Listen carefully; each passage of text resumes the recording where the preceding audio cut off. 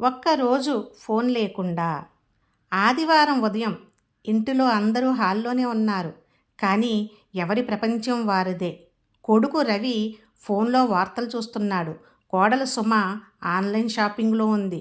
మనవడు చింటూ గేమ్స్ ఆడుతున్నాడు. మనవరాలు సిరి వీడియోలు చూస్తుంది. నానమ్మ సీతమ్మ అందరినీ ఒకసారి చూసి అందరూ ఇంటిలోనే ఉన్నారు, కానీ ఎవరూ ఇంట్లో ఉన్నట్టే లేదు అంది. ఎవరూ పట్టించుకోలేదు. వెంటనే సీతమ్మకు బుట్ట పట్టుకు వచ్చి, ఈరోజు ఒక పోటీ, సాయంత్రం 6 గంటల వరకు ఎవరూ ఫోన్ ముట్టుకోకూడదు, గెలిచిన వాళ్లకు మంచి బహుమతి అంది. బహుమతా అంటూ పిల్లలిద్దరూ వాళ్ళ ఫోన్లను అందులో పెట్టేశారు. పెద్దవాళ్ళు నవ్వుకుంటూ వాళ్ళ ఫోన్లను కూడా పెట్టేశారు. 10 నిమిషాలు గడిచాయి. రవి అలవాటుగా చెయ్యి జేబులో పెట్టాడు. అయ్యో, ఫోన్ బుట్లో ఉంది కదా అన్నాడు. అందరూ నవ్వేశారు.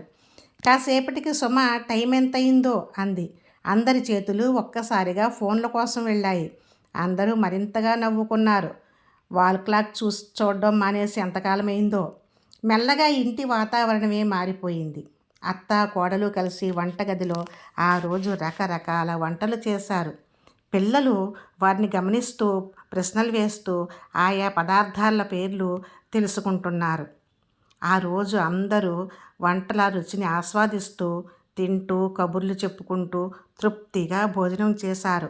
ఇలా అందరూ కలిసి భోజనం చేసి ఎంతకాలం అయిందో. పిల్లలు తాతయ్య నాన్నమ్మలతో కలిసి క్యారమ్స్ ఆడారు. ఆల్బంలో పాత ఫోటోలు చూస్తూ అప్పటి హెయిర్ స్టైల్స్ బట్టలు చూసి నవ్వుకున్నారు. ప్రశ్నలు వేసి ఎవరెవరో తెలుసుకున్నారు. అత్తా కోడళ్ళిద్దరూ అల్మారాలో బట్టలు సర్దుతూ ఎన్నో కబుర్లు చెప్పుకున్నారు. తండ్రి కొడుకులు అనేక విషయాలు మనసారా మాట్లాడుకున్నారు. తండ్రి తన అనుభవాలను కొడుకుకి చెప్పాడు. పిల్లలు ఎంతో సరదాగా ఉత్సాహంగా మొక్కలకు నీరు పోశారు. తాతయ్యతో కలిసి పిల్లలు హుషారుగా మార్కెట్కి వెళ్ళి అనేక విషయాలను తెలుసుకున్నారు. సాయంత్రం 6 గంటలు కాదు, 8 గంటలయ్యింది. భోజనాలయ్యాయి. సీతమ్మ ఫోన్ల బుట్ట తెచ్చిపెట్టింది. పిల్లలు వెంటనే, నానమ్మ అందరం గెలిచాం కదా, బహుమతి ఏది అన్నారు నవ్వుతూ. బహుమతి నేను ఇవ్వలేను తల్లి, మీరే నాకు ఇచ్చారు. ఎన్నాళ్ల తర్వాత ఈరోజు మన ఇంటిలో ఫోన్ల శబ్దం కన్నా మీ నవ్వులే ఎక్కువగా వినిపించాయి. అదే నాకు పెద్ద బహుమతి. అందరూ ప్రేమగా ఆమె వైపు చూశారు. అందరి మనస్సుల్లోనూ ఆనందం. చింటూ, నానమ్మ ప్రతి ఆదివారం కూడా ఫోన్లకు సెలవు పెడదామా అన్నాడు. అందరూ హాయిగా నవ్వుకున్నారు. అందరి మనసులోనూ ఒక విధమైనటువంటి తృప్తి.